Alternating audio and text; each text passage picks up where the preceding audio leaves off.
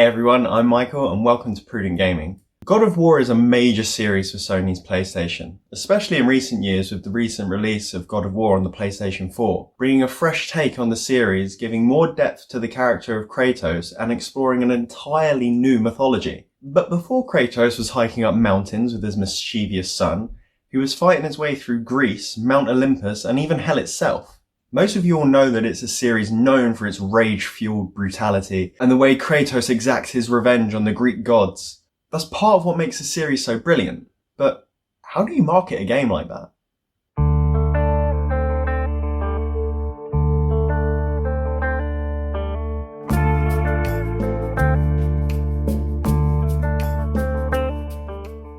Sony have been in the console market for a long time now, which means they've had their fair share of PR events and campaigns. Of course, when you've been doing something for a long time, there's bound to be a few hiccups along the way. I'm dreading the day that I step out of line and say something to royally screw up for myself. Anyway, Sony has botched a few campaigns, with one example being the ad campaign that ran for the white PSP.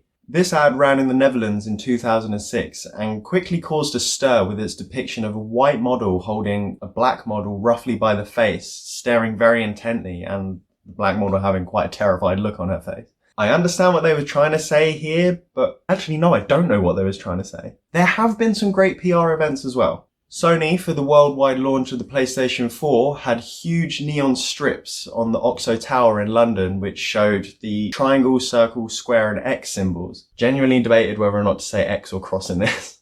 The tower usually has Oxo lit up on the side of the building, and this event marked the first time that there's been amendments to the lettering in its 85-year history. For something like that to be done in the name of video games is pretty damn awesome. What else is awesome is the Uncharted 4 press event, which happened in April 2016. This was hosted in a 10th century castle of all things, just 40 minutes outside of Rome. The event included a presentation from one of the directors, Naughty Dog's Bruce Straley, interviews with developers and voice actors, gameplay, and a series of immersive activities, ending the night with an auction and a gala dinner. Castello Orsini, where the event was held, was the model for a location in the game, and you can actually stay there yourself. It's a functioning hotel. It looks stunning, and judging by the pictures, it's not somewhere that I'm going to be able to afford to stay for quite a while.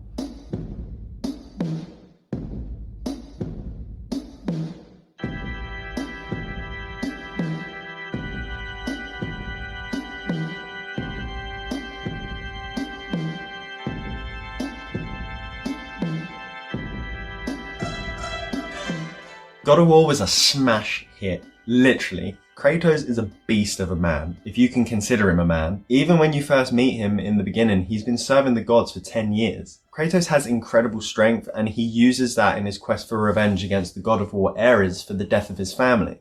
Like pretty much every quest for revenge that's ever happened ever, there's a lot of bloodshed. Not just bloodshed, brain shed, bone shed.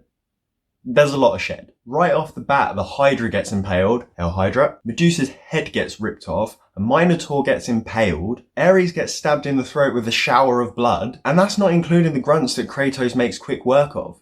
What I'm getting at here is that God of War was fucking brutal and set the tone for the rest of the series. God of War 2 would have to continue that and even outdo its predecessor. All the biggest games have big campaigns and press events to help sell them, and God of War 2 is no different.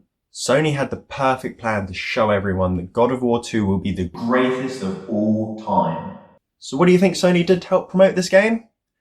That's right, they hosted a press event which included a decapitated goat.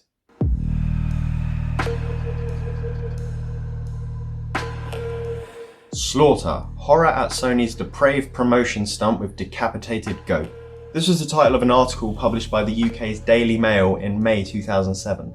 It details how the corpse of a decapitated goat was the centerpiece of the God of War 2 launch party in Athens, Greece. Guests attending would be asked to reach inside the goat's still warm carcass to eat offal from its stomach.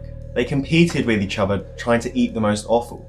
Attendees threw knives at targets, pulled snakes out of pits with their bare hands. Topless girls dipped grapes into guests' mouths, all while a male model portraying Kratos handed out garlands. The International Fund for Animal Welfare said it was outrageous that the animal's death was used to sell a few computer games.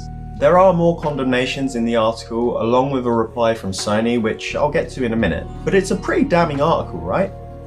Except, it's not all true. Sony responded by saying they'll be conducting an internal inquiry to learn from the event and ensure that it doesn't happen again. Remember a moment ago when I said guests attending would be asked to reach inside the goat's still warm carcass to eat offal from its stomach? Yeah, Sony dismissed that as categorically untrue. A spokesperson explained, "In keeping with the theatrical nature of the event, the attendant media were invited to eat a bowl of food purported to be from the animal, but in fact was a cooked traditional Greek dish." What's also really interesting is the fact that Sony Computer Entertainment UK had no involvement in the organisation of the event. And there were no members, right?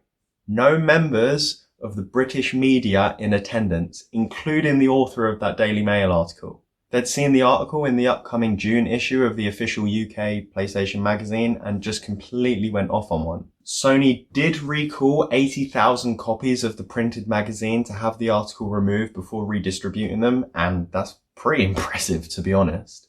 Of course, Sony put out a statement saying that they do not condone the abuse of animals, and I believe them, because the goat wasn't slaughtered at the event. Oh no, that's just another tall tale from the article. No, the organisers, a Greek production company, sourced the goat from a local butcher's.